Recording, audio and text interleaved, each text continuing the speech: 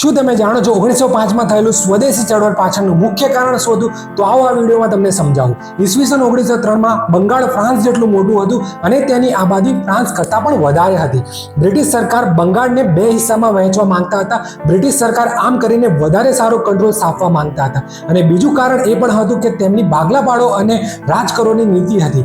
આખરે બ્રિટિશ સરકાર દ્વારા 19 જુલાઈ 1905માં બંગાળના વિભાજનનો નિર્ણય લોર્ડ કર્ઝન દ્વારા લેવામાં આવ્યો. તેનો વિરોધ કરવા માટે 7 ઓગસ્ટ 1905માં કલકત્તા સિટી હોલમાં વિદેશી બનાવટના માલનો બહિષ્કાર કરવાનો ઠરાવ પસાર કરવામાં આવ્યો.